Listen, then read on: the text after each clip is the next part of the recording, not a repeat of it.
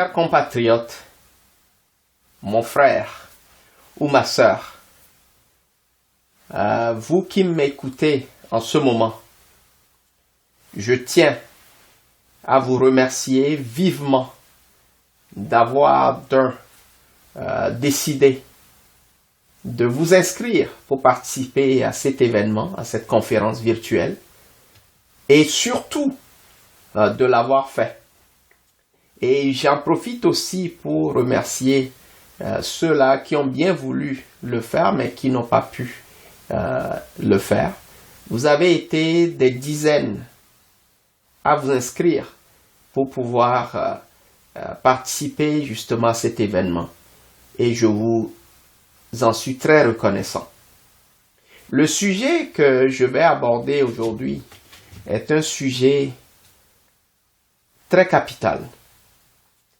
C'est un sujet qu'à mon avis, personne n'a jamais décidé d'aborder concernant notre pays.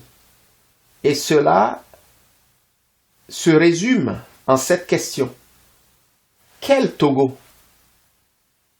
à l'horizon 2070? Encore une fois, quel Togo à l'horizon 2070? Évidemment, lorsqu'on considère la date, l'année 2070, ça peut sembler très très loin. D'ailleurs, c'est ce que certains commentateurs sur les réseaux sociaux, qui ont bien voulu également réagir à l'invitation, et je les remercie vivement pour cela, d'avoir partagé en fait leurs pensées, le fond de leurs pensées, en laissant des commentaires, surtout sur ma page Facebook. Je les remercie vivement pour cela, parce que cela m'a permis de pouvoir voir un peu l'état d'esprit dans lequel nous nous trouvons.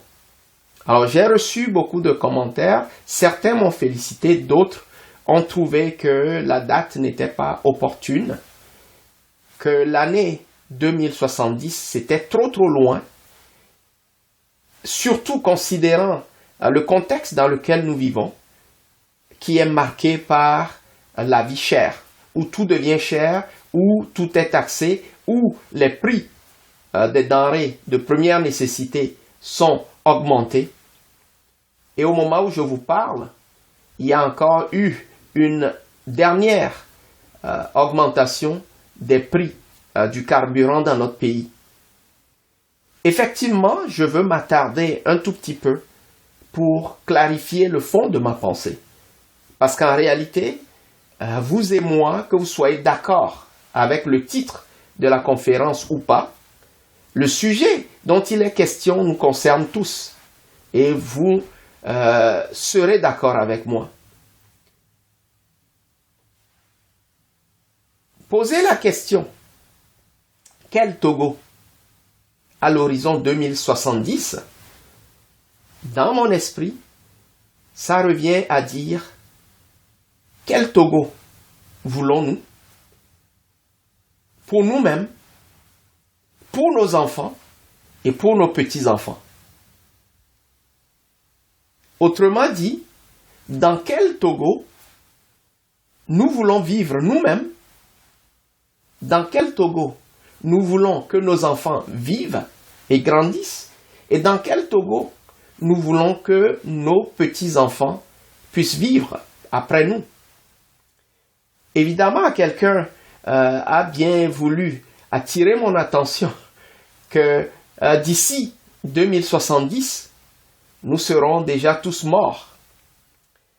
Moi, j'aimerais quand même attirer l'attention là-dessus que en l'an 2070, j'aurai 98 ans. Et je souhaite vivement qu'à ce moment-là, je puisse voir de mes propres yeux une transformation tellement avancée du Togo qui fait que je pourrais dire à mon Créateur, Seigneur, laisse partir ton serviteur en paix. Un peu comme la prière de Siméon dans la Bible, dans le Nouveau Testament.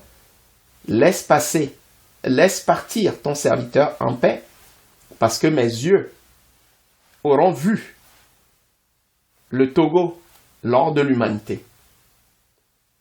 Mais est-ce à dire que le Togo lors de l'humanité, c'est seulement en 2070 qu'on le verra? Absolument pas.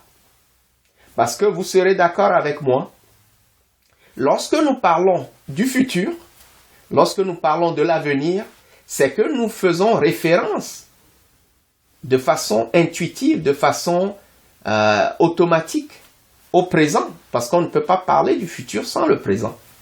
C'est par rapport au présent que l'on parle du futur. Et lorsqu'on parle du présent, c'est évidemment par rapport au passé.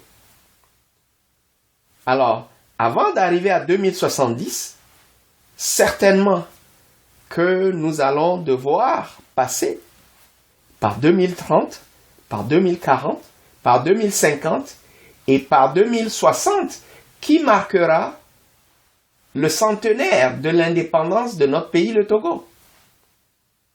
Donc, clairement, on n'aura pas le choix que de traverser le temps avant d'arriver vers l'année 2070. C'est un peu comme dire quelqu'un qui voudrait aller de Lomé à Dapaon n'aura pas le choix que de passer par certaines villes de notre pays avant d'y arriver. Il ne pourrait pas le faire autrement. Même s'il prenait un avion, il sera obligé de les survoler néanmoins. Donc, la question à ce niveau-là, en ce qui me concerne, est réglée. Alors, je reviens donc à ce que je disais. Quel Togo, quel pays voulons-nous pour nous-mêmes et pour les générations à venir? C'est une question que nous n'avons jamais considérée dans notre pays et c'est peut-être ce qui explique aussi la situation catastrophique dans laquelle se trouve notre pays aujourd'hui. Parce que si nous voyons les choses, que nous les analysons très bien et que nous sommes honnêtes avec nous-mêmes et que nous ne voulons pas, pour des intérêts égoïstes ou partisans, fermer les yeux sur la situation réelle qui prévaut dans notre pays, nous ne pouvons pas ne pas constater la déchéance avancée dans laquelle se trouve notre pays, pratiquement sur tous les plans, que ce soit sur le plan spirituel, que ce soit sur le plan politique, que ce soit sur le plan économique, que ce soit sur le plan social, et j'en passe, même sur le plan moral. Ça ne va pas. Ça ne va pas et nous devons avoir le courage de le reconnaître et de nous le dire sincèrement. Et de nous poser la question, est-ce vraiment dans ce pays-là que nous voulons vivre? Est-ce que le pays que nous voulons, le Togo, lors de l'humanité, tant souhaité, et que nous ne cessons de chanter dans notre hymne national, est-ce vraiment le Togo actuel? Ressemble à cet ordre de l'humanité? Moi, je n'ai pas de gêne à me dire non, absolument non, ça ne lui ressemble pas du tout. Et j'espère que vous aussi, vous constatez la même chose et que vous serez prêts à le dire de façon sincère. Alors si c'est le cas, je vous félicite parce que ce qui nous manque essentiellement dans notre pays, c'est de pouvoir regarder la réalité en face et de la reconnaître et de l'énoncer. En le disant, ce n'est contre personne. Ce n'est absolument contre personne. Mais c'est parce que nous devons prendre conscience de la situation qui prévaut dans notre pays pour pouvoir prétendre y apporter des solutions et des solutions idoines, des solutions adéquates qui feront que notre quotidien, mais aussi le quotidien des générations qui viendront après nous, soit amélioré. Et moi, je dirais, avant de continuer, que je n'ai aucun doute que la question qui nous réunit ici, aujourd'hui, peut-être c'est le matin chez vous, peut-être c'est tard le soir chez vous, ou bien la journée, cette question, si elle avait été considérée il y a 60 ans, en se demandant, ben tiens, que voulons-nous comme pays à l'horizon 2022, par exemple, c'est-à-dire 62 ans après l'indépendance de notre pays, je suis certain, je suis convaincu, je n'ai aucun doute là-dessus, que nous n'en serions pas là, qu'on ne crierait pas la vie chère. Quelqu'un, dans les réactions que j'ai reçues, me dit, offrez-nous un meilleur pays maintenant, aujourd'hui, plutôt que de nous parler de 2070. Et voilà, c'est parce que personne n'a pris le temps. Nous n'avons pas pris le temps. Dans les années 60, dans les années 70 ou dans les années 80, encore moins dans les années 90 ou au début du nouveau millénaire, c'est-à-dire en l'an 2000, pour nous demander, pour nous poser la question de quel pays voulons-nous?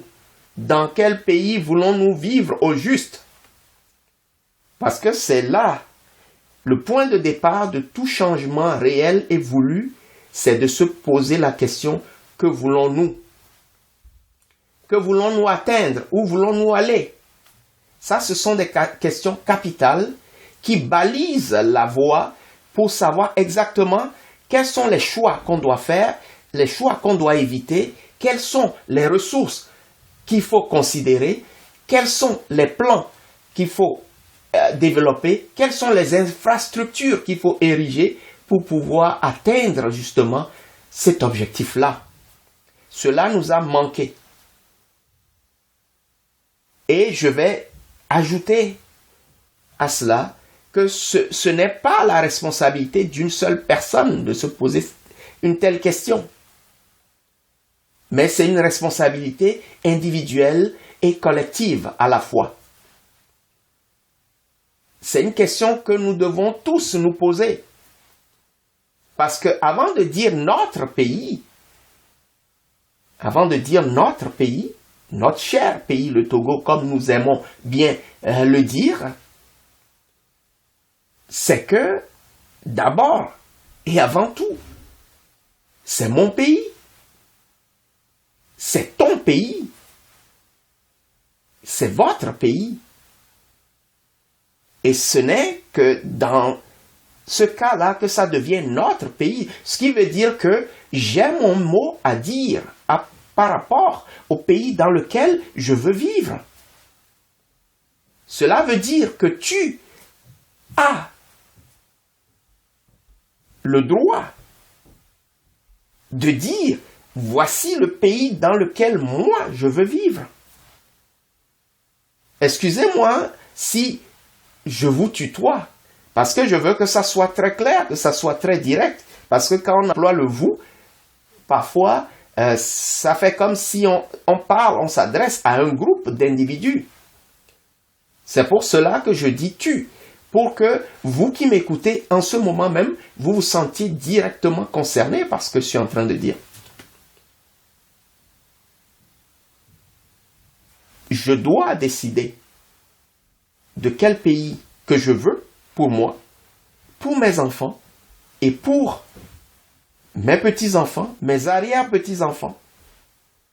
En d'autres termes, quel héritage voudrais-je leur laisser après moi? Et vous devriez faire la même chose aussi. Dans quel pays voulez-vous vivre? Dans quel pays voulez-vous que vos enfants, vos petits-enfants, vos arrière-petits-enfants ou arrière-arrière-petits-enfants vivent? Parce qu'il nous revient la responsabilité de définir cela.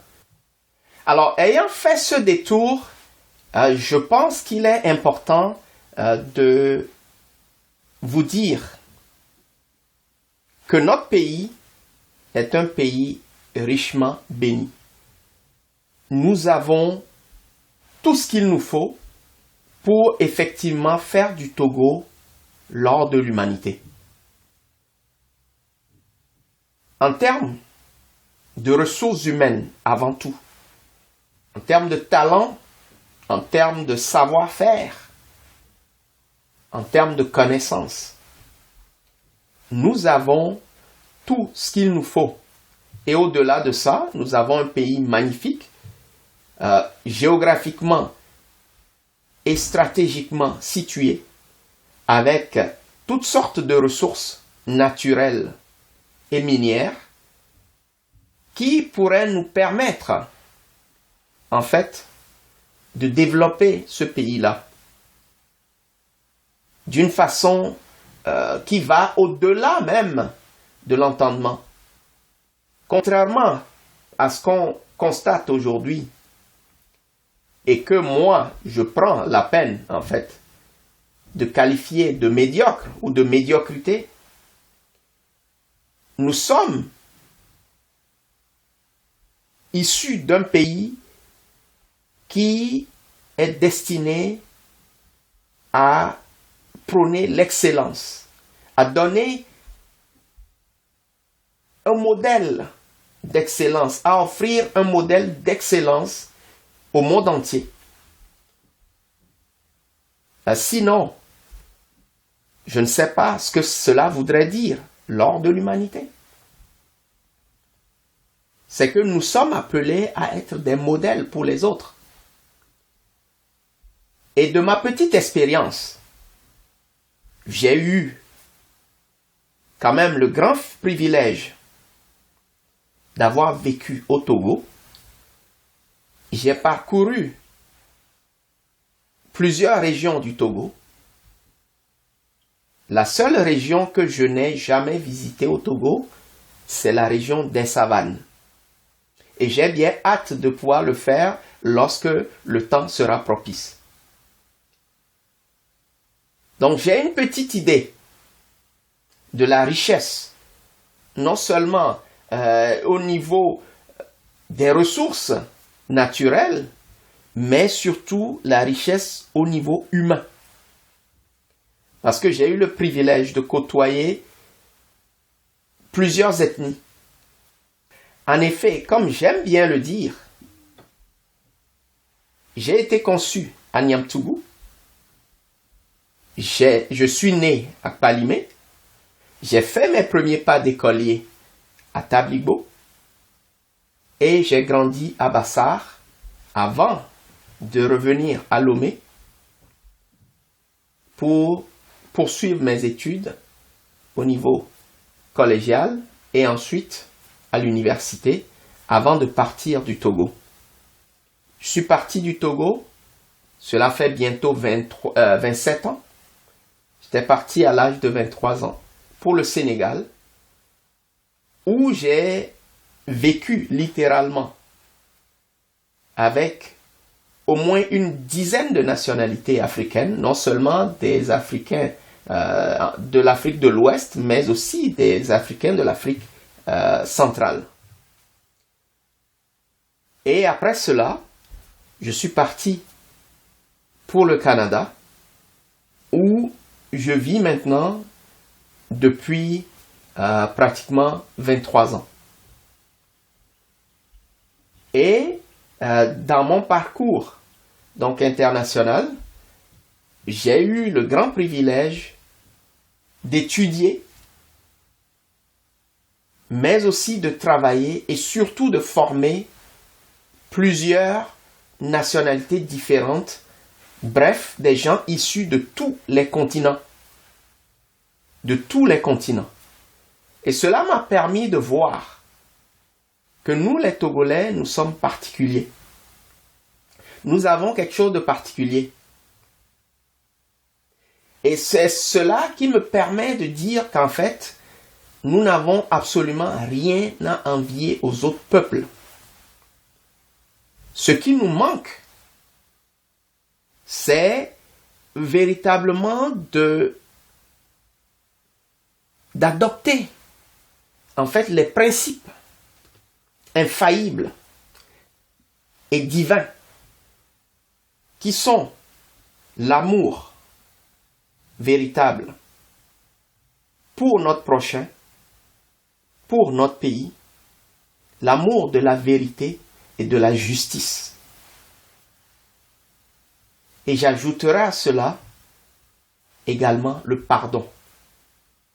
C'est ce qui nous manque, chers compatriotes, mon frère ou ma sœur, c'est ce qui nous manque. Et si nous sommes capables d'adopter, si nous parvenons à adopter ces principes-là et en faire dans notre marche quotidienne notre réalité, à les mettre en pratique, notre pays va décoller. Parce que le problème du Togo, ce qui nous retarde, ce n'est pas un problème de personne. On pourrait chercher des boucs émissaires de midi à 14 heures, mais je peux vous dire que ce n'est pas un problème de personne. C'est en fait un problème de principe. Nous ne vivons pas suivant les principes qui peuvent nous permettre d'avancer. C'est ça notre problème. On a beau dire, cela ne veut pas dire qu'il n'y a pas de croyants dans notre pays. Non, il y en a beaucoup prétendent croire en Dieu, mais ne vivent pas suivant les principes divins. C'est ça, en fait, notre problème. Sinon, il n'y a aucun peuple, et je le dis, je m'engage là-dessus, il n'y a aucun peuple qui pourrait nous rivaliser. Il n'y en a pas. Parce que moi, j'ai formé des gens de plus d'une quarantaine de nationalités, issus des 5 continents du monde. J'ai travaillé avec des gens issus de différents horizons. Et je peux vous dire, sans vous tromper, sans courir le risque de me tromper, que nous n'avons rien à envier aux autres peuples. Absolument rien. Parce que moi, je me rappelle, j'ai étudié à Bassar, j'ai fait l'école primaire à Bassar, et j'ai fait le CEG à Bassar également.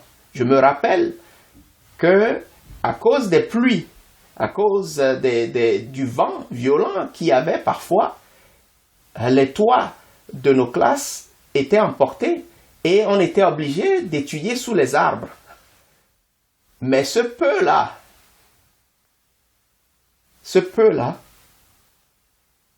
m'a permis d'aller très très loin. Et je vais vous raconter très rapidement une histoire. Je travaillais pour une grande société lorsque mon supérieur hiérarchique, qui est d'origine asiatique, je ne veux pas donner le nom, il m'a combattu. Et ça, je vous le dis, ça n'a pas été facile parce qu'il craignait que je prenne sa place. Mais, pour en faire une histoire courte, lorsque le moment était venu, ce sont les clients de cette entreprise-là, et pas des moindres, qui sont allés dans un événement et qui ont chanté mes louanges. Et lorsque je n'y étais pas, donc j'ai eu des échos à travers d'autres collègues qui étaient à cet événement-là. Parce que les clients ont dit, nous assistons à plusieurs événements que vous organisez, mais vous devez vous inspirer de ce que ce jeune-là fait. Parce que quand on arrive dans les événements qu'il organise, il n'y a rien à dire, tout est nickel. Alors nous voulons que vous appreniez de lui pour faire comme lui. Après cela, mon supérieur pour qui j'étais un ennemi juré à abattre, s'est ravisé. On était devenus pratiquement des amis, je dirais. Et il m'a dit ceci: toi, à toi seul, tu es comme nous tous ici réunis. Là, il me parle d'un département de près de 35 personnes. Toi, tu es comme nous tous ici réunis. Et quand je reçois des compliments de ce genre-là, surtout de la part de quelqu'un qui est non seulement mon supérieur, mais qui m'en voulait parce qu'il pensait que d'un jour à l'autre, on pouvait le dégager et me nommer à sa place. Parce que dans des réunions, notre supérieur à nous deux, notre directeur, pouvait lui dire non, ce que Kofi dit est vrai, directement devant tout le monde. Donc, il se sentait menacé. Alors, quand il me dit ça, moi, c'est sûr que je le reçois personnellement comme un compliment, mais je me regarde, je dis, je suis un Togolais. Je suis un Togolais. Alors, je me considère surtout comme le dernier des Togolais. Parce que j'ai étudié avec des gens, c'est vrai que dans mon cursus, j'étais un très bon élève, mais je reconnaissais aussi, si vous voulez, la force de frappe de mes camarades, vous voyez. Parfois, on était des rivaux, de telle sorte que si à un trimestre donné, moi j'étais premier, le suivant, quelqu'un prenait ma place, et ainsi de suite. C'était comme ça. C'était vraiment une concurrence à n'en plus finir. Donc, quand il dit ça, moi, je considère que il ne parle pas à moi et à moi seul, mais plutôt aux gens qui, comme moi, ont le même potentiel. Et je parle de vous qui m'écoutez en ce moment. Vous voyez? Donc, c'est pour dire, ce n'est pas pour attirer votre attention sur moi, mais plutôt pour attirer votre attention sur vous, sur votre potentiel, que vous devez être fier d'être Togolais, que vous devez être fier d'être Togolaise. Notre pays et qui nous sommes a quelque chose de particulier. Il y a quelque chose de particulier d'être Togolais. Je voudrais bien pouvoir vous expliquer c'est quoi, mais je ne sais pas l'exprimer avec des mots. C'est ce que je ressens. Je ne sais pas, mais j'espère et je prie qu'un jour viendra où chaque Togolais saura qu'il est unique, qu'il a quelque chose de particulier dont le monde a besoin, que son pays a quelque chose de particulier qui doit être révélé au monde. Et en ce moment-là, nous prendrons conscience qu'il ne sert à rien pour nous d'abandonner notre pays et de dire que nous avons honte d'être Togolais. Non, mon frère, non, ma sœur, n'ayez pas honte du Togo. Parce que comme j'ai l'habitude de le dire, même si aujourd'hui nous sommes tombés dans un poulailler, nous ne sommes pas des poussins. Nous sommes des aigles, nous sommes des aiglons. Et le temps approche où nous allons prendre notre envol vers le ciel. Parce que l'aigle, c'est l'oiseau qui est capable de voler le plus haut. Et plus il monte, plus il voit clair ce qui se passe au sol. C'est ça, mon frère. C'est ça, ma sœur. Vous n'êtes pas n'importe qui.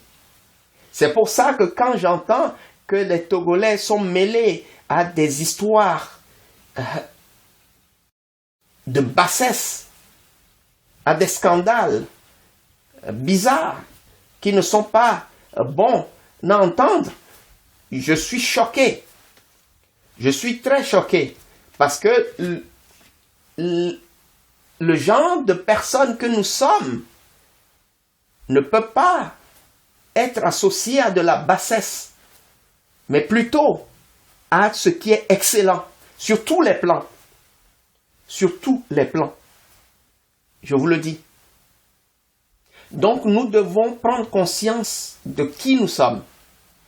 Et c'est ça qui va nous permettre de transformer profondément notre pays et le faire briller comme l'or de l'humanité.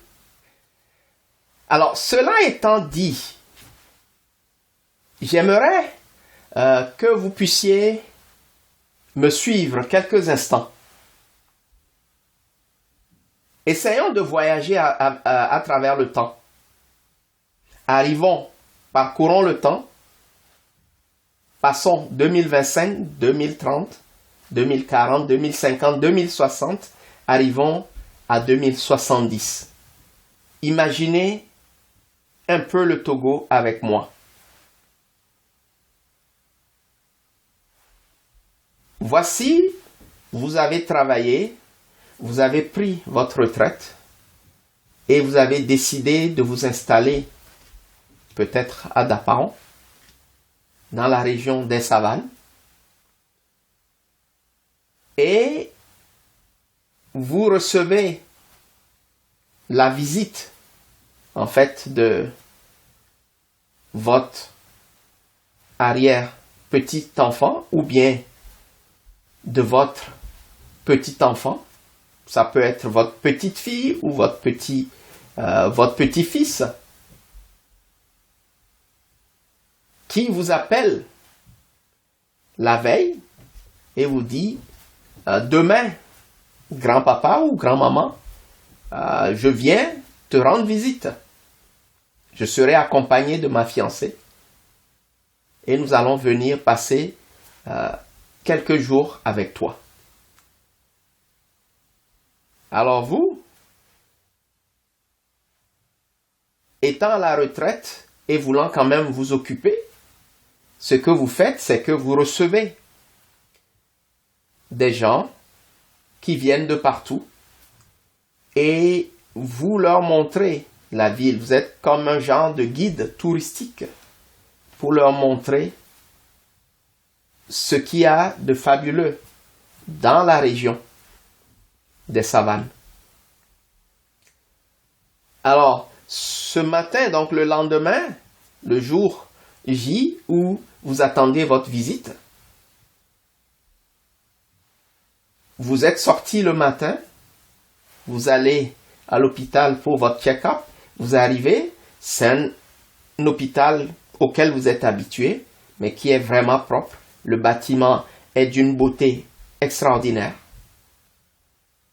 Vous êtes vu très rapidement par un médecin et vous repartez après avoir reçu ce que vous constatez comme étant vraiment un soin de qualité parce que le médecin qui est là, non seulement il a été très bien formé, il a pratiquement l'âge de votre petit-fils, mais aussi il a les outils, les équipements qu'il lui faut pour vous prendre en charge comme cela se doit. Ensuite, vous partez de là, vous allez au marché, vous voulez acheter quelque chose pour faire un bon plat que vous savez faire ou que votre femme sait bien faire pour accueillir donc votre petit enfant et sa fiancée. Là, vous avez de la nourriture fraîche qui a été convoyée très rapidement, très tôt ce matin-là, de la région de la Kara, où des fermes agroalimentaires de qualité ont été érigées. Et lorsque vous revenez à la maison, à peine quelque temps, vous avez à peine le temps de poser vos emplettes que vous entendez sonner à la porte. Vous êtes surpris, c'est votre petit-fils et sa fiancée qui sont déjà là. Ah ouais, étonné, vous dites, ben, vous êtes parti de Lomé, à quelle heure? Ils vous disent, ben tiens, on est parti à 7 heures. Et là, il est quoi? Il est à peine midi et demi. Ils sont déjà là. Et comment ça se fait? C'est parce que la qualité des routes ont permis qu'ils puissent rouler en toute sécurité. Ils ont circulé sur une grande autoroute à 12 voies, c'est-à-dire 6 voies de chaque côté, où il y en a 3 de côté et d'autre qui sont destinés et réservés spécifiquement pour les voitures, et il y en a 2 autres qui sont réservés strictement pour les camions qui transportent des marchandises. Donc, les possibilités d'accident entre des poids lourds et des mi-lourds est réduit à 0. Et les autres voies sont réservées pour les agents des services d'urgence. Et comment ça s'est passé? Ils vous disent, on est parti, on a loué en fait un véhicule pour avoir quelque chose de neuf. Et tout le long, il y avait des haltes routières où on pouvait s'arrêter, prendre de l'air et se reposer un peu avant de continuer la route. Magnifique. On n'a vu aucun policier sur la route. On n'a vu aucun militaire qui nous a dérangés sur la route. On a circulé, pas de problème. Mais aux haltes routières, il y avait quand même des postes de police avec des équipements. Ils étaient prêts à intervenir très rapidement, mais ils n'étaient pas sur le parcours pour nous empêcher de circuler. Alors, après avoir mangé, vous avez commencé à causer avec eux.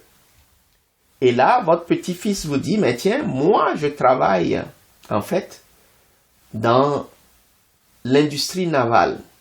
Ah, ok. Donc, vous construisez des bateaux? Oui, effectivement. Le Togo produit maintenant des bateaux. Et la voiture que nous avons louée est une voiture qui a été fabriquée dans la région centrale. Vous voyez? Et les ingénieurs qui ont conçu la voiture ont été formés dans la région des plateaux. Ah, d'accord. Et mieux, il vous ajoute, avant de retourner, nous irons rendre ce véhicule et nous allons prendre un avion à partir de Niamtougou. Et cet avion-là a été développé par des Togolais, des avions très modernes, qui peuvent, en moins d'1 heure, nous amener de Niamtougou à Lomé. Dit, ah ouais, ok. Donc tout ça. Et comment cela se fait? Comment cela se fait?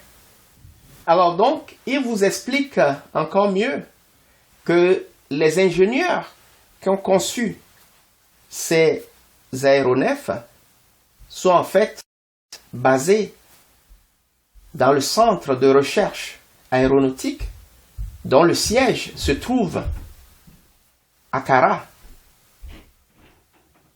Et vous dites, waouh! Et c'est là que vous vous rappelez qu'en fait, le point de déclenchement de tout ça, c'est qu'à un moment donné, environ 48 ans plus tôt, vous avez décidé que votre pays ne sera plus comme il a été jusque-là. Qu'au lieu de se tirailler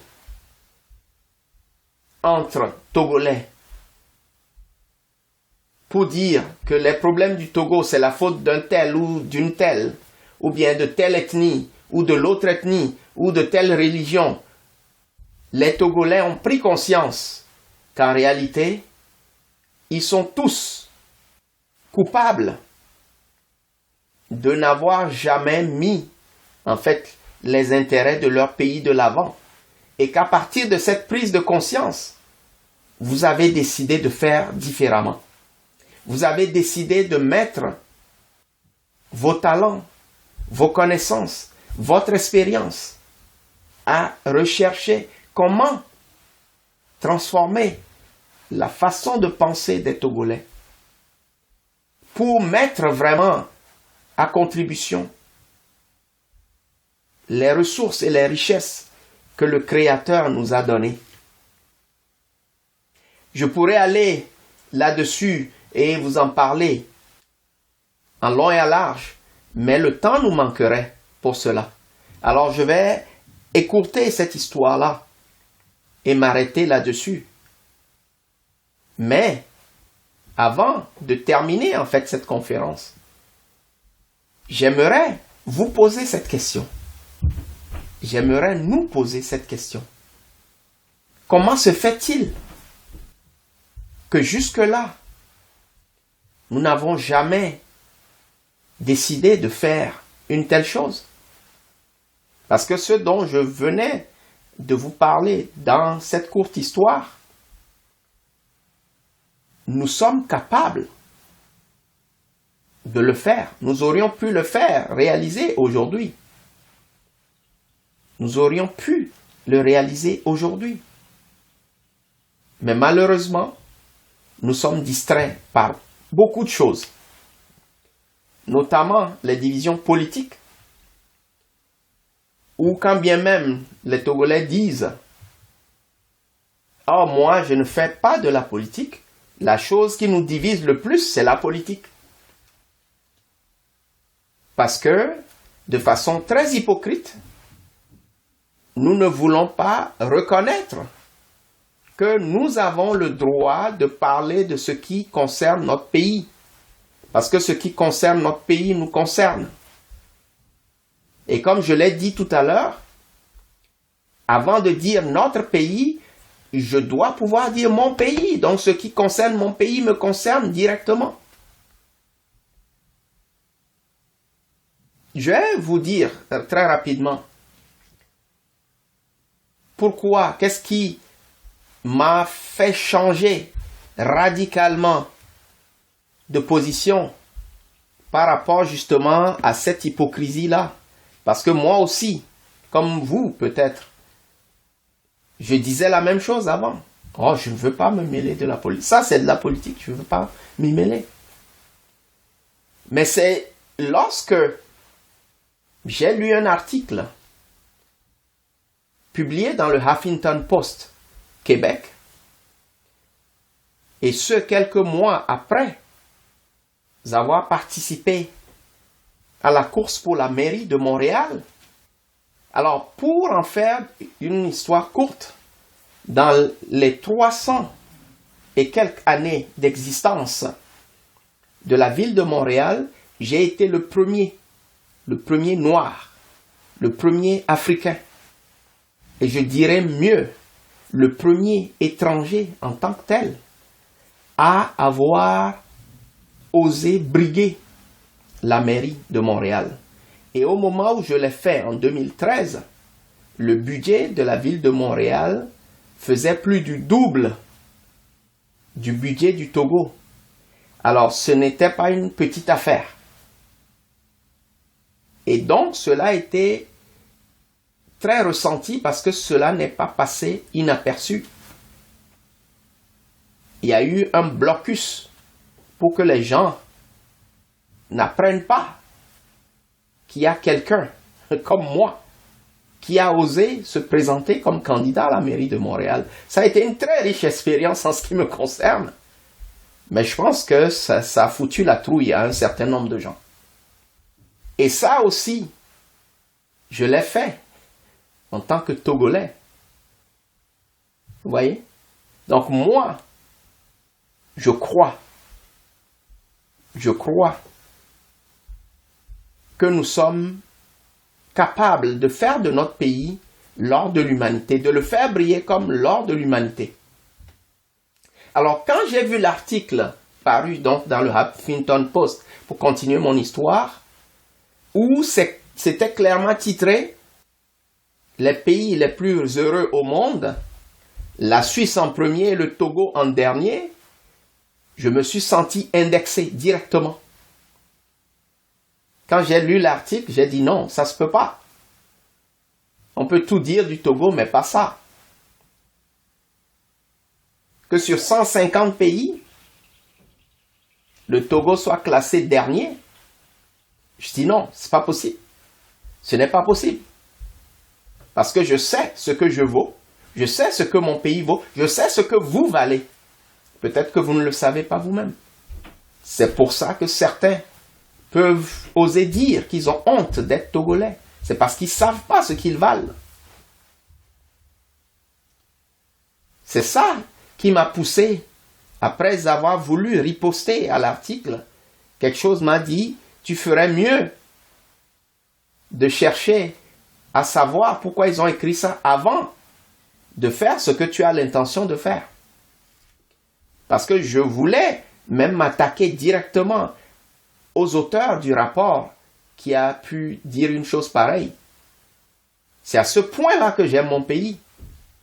C'est à ce point-là que j'aime notre pays, notre cher pays, le Togo. Parce que quand quelque chose est écrit sur ce pays-là, je regarde, je dis, mais attends, c'est quoi ça? Parce que je connais la valeur, ce que nous valons, je le sais, je le ressens. Et j'espère que vous aussi, vous le ressentez ou que vous le ressentirez très bientôt pour que nous puissions transformer notre pays. C'est ça qui m'a poussé à commencer à m'intéresser de plus près. Et je peux vous assurer que depuis ce temps-là, c'était en 2015, depuis ce temps-là, je m'intéresse de façon quotidienne à ce qui se passe au Togo.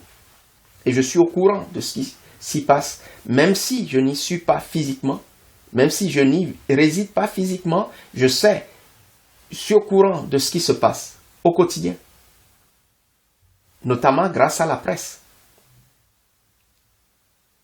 Donc, c'est à partir de là que j'ai dit non, il faut faire quelque chose.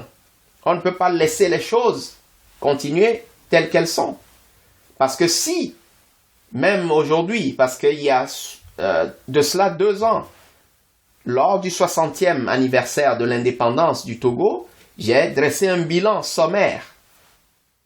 Mais aujourd'hui, 2 ans plus tard, la situation n'a presque pas changé. Je sais que le gouvernement fait des efforts pour lancer des projets à gauche, à droite, mais la situation, le bilan tel que je l'ai présenté, n'a pas changé d'un iota.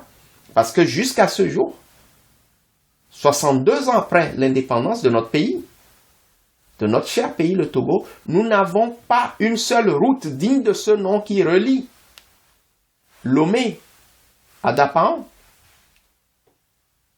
Nous n'avons pas une seule route qui va donc du nord au sud et de l'est à l'ouest. Nous n'avons pas un seul hôpital digne de ce nom dans notre pays. Je parle d'hôpital public. Nous n'avons pas. Nous n'avons pas une seule école digne de ce nom, même ce que nous appelons université, que ce soit l'université de Lomé ou l'université de Kara, on peut me vanter tout ce qui a été fait, mais quand moi je regarde ça de près, ça ne ressemble pas à des universités pour moi. Je suis désolé de le dire comme ça. Ça ne ressemble pas à ce qu'il devrait y avoir comme université dans notre pays. Et j'aimerais qu'on se comprenne là-dessus. Nous méritons mieux que cela. Nous méritons mieux que cela.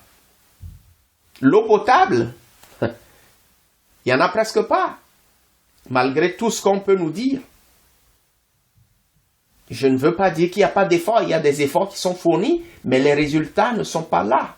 Ou bien que les résultats ne sont pas à la hauteur de ce que nous devrions avoir.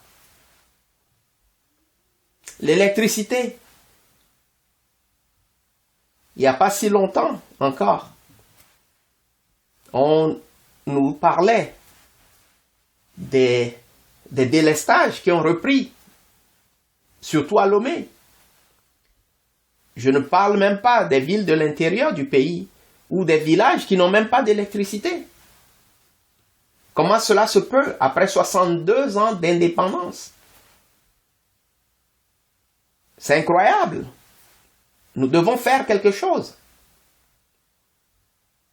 Nous devons nous investir pour que notre pays change. Nous devons cesser toute cette division inutile qui nous retarde.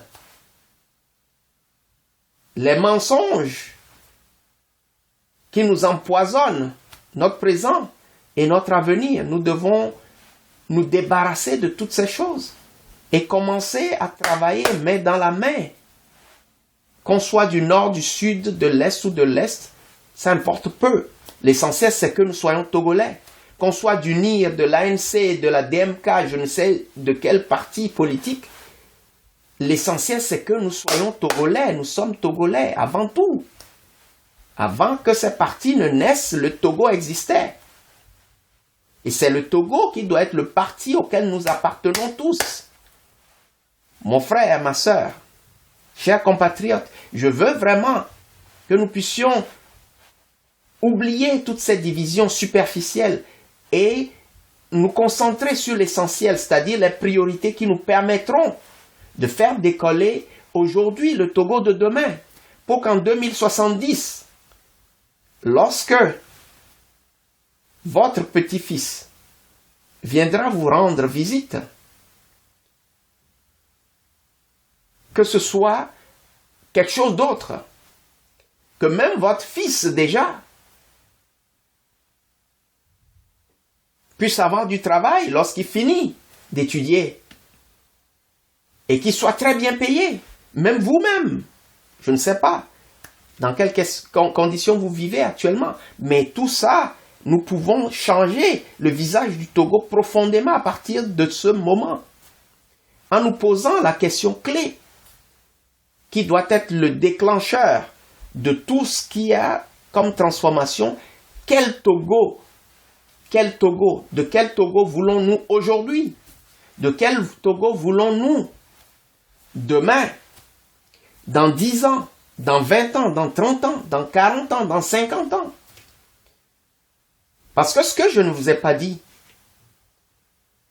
c'est que les infrastructures, comme par exemple les routes, ou surtout les aéroports, sont planifiés sur une période minimum de 50 ans.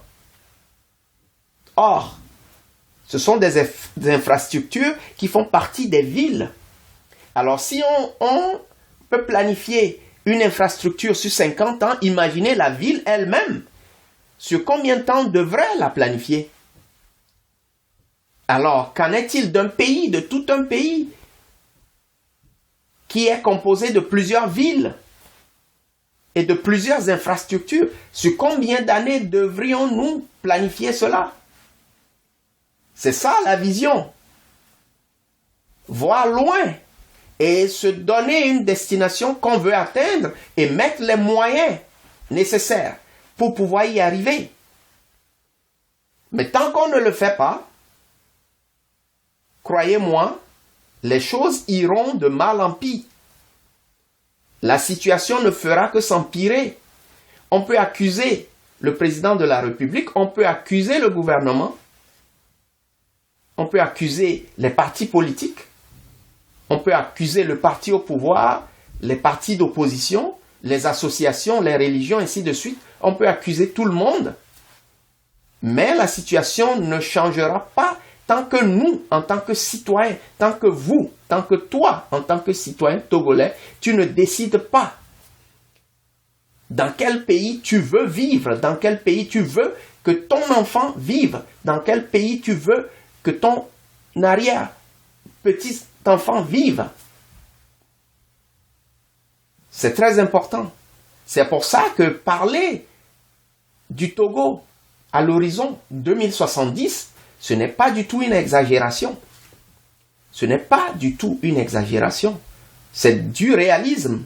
Et pas plus que... Il n'y a pas plus réaliste que ça. C'est à partir de ce moment-là que nous pouvons nous projeter en disant, ben tiens, si nous voulons qu'en 2070, le Togo ressemble à ça, que devons-nous faire à partir de maintenant pour y arriver? Je vais répéter mon exemple de tantôt. Pour aller de Lomé à Dapaon, il faut déjà décider que je vais à Dapaon. Je me trouve à Lomé, mais je veux arriver à Dapaon. Et là, vous décidez comment je peux y arriver à la date que j'ai choisie, par quels moyens. Et c'est exactement ce que nous devons faire. Déjà prendre conscience que le Togo actuel que nous avons ne correspond en rien à ce qu'il devrait être en réalité. Parce que ce pays est trop riche. Ce pays regorge trop de ressources. Ce pays regorge de trop de talent, d'intelligence et d'expérience pour être dans l'état où il est aujourd'hui. Et c'est là-dessus que je veux attirer votre attention. Mon frère, ma sœur, chers compatriotes, quelle que soit votre obédience politique ou religieuse ou associative, ça n'a aucune importance. L'important, c'est que le Togo n'est pas ce qu'il doit être aujourd'hui. Et donc, qu'est-ce que nous voulons que le Togo soit? À commencer de maintenant et dans le futur. C'est comme ça que nous devons procéder pour que les choses changent réellement et nous mettre sérieusement au travail pour que cela devienne une réalité. Alors, j'ai beaucoup parlé, je le conçois, mais avant de nous quitter, je veux vous demander une chose. Êtes-vous prêt à vous engager à partir de maintenant, à penser chaque jour que Dieu fait et jusqu'à ce que cela devienne une réalité, le pays dans lequel vous voulez vivre, ou bien le Togo dans lequel vous voulez vivre, le Togo dans lequel vous voulez que votre enfant vive, que votre petit-enfant et votre arrière-petit-enfant vivent. Parce que si nous posons les bons fondements aujourd'hui, demain, nous pouvons inculquer cela à nos enfants, à nos petits-enfants, à nos arrière-petits-enfants, pour qu'ils puissent continuer dans la voie que nous aurons tracée pour eux. Mais si nous ne faisons absolument rien, les choses iront de mal en pis. La situation ne fera que s'empirer. Prenons-en conscience. Alors, êtes-vous prêts à vous engager, à penser à cela de façon quotidienne? Quand vous vous levez, dans quel pays voudrais-je vivre? Quel Togo? Au centenaire de son indépendance, en 2060, et au-delà, en 2070. Mais donc, quel Togo devrions-nous avoir en 2025, en 2030, en 2040, en 2050, en 2060 et en 2070? Et peut-être même au-delà, parce que ceux qui viendront après nous, si nous posons bien les bons jalons, pourront continuer dans la même lancée ou sur la même lancée. Et la deuxième chose que j'aimerais vous demander, seriez-vous prêts à collaborer avec d'autres personnes qui aborderont cette réflexion au quotidien pour pouvoir joindre vos forces, pour pouvoir joindre nos forces, pour penser et à travailler ensemble pour que les mentalités changent, pour que de plus en plus de Togolais prennent conscience de cette situation, que notre pays mérite mieux.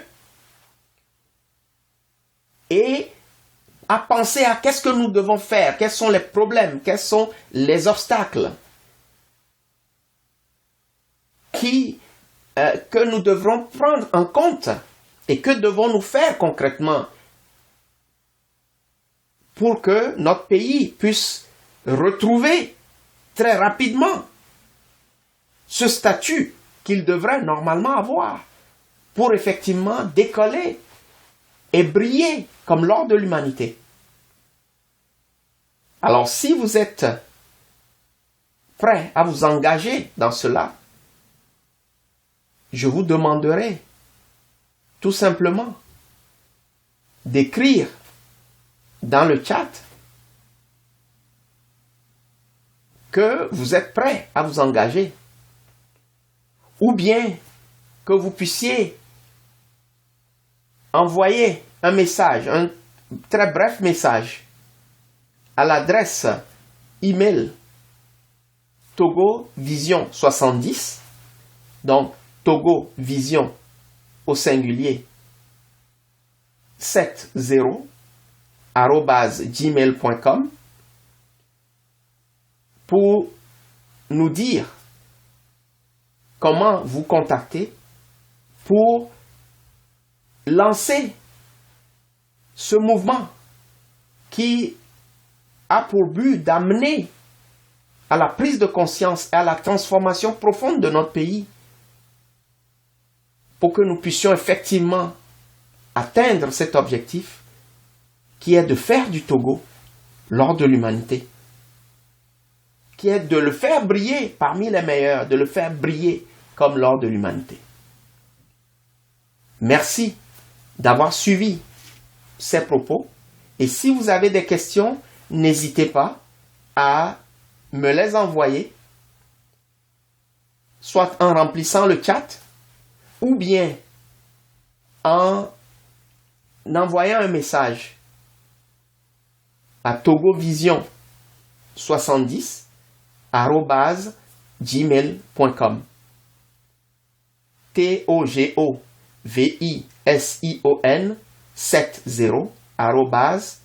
ou bien @gmail.com. Et je serai personnellement ravi de vous répondre et que nous puissions ensemble travailler main dans la main pour faire briller le Togo comme l'or de l'humanité. Je vous remercie.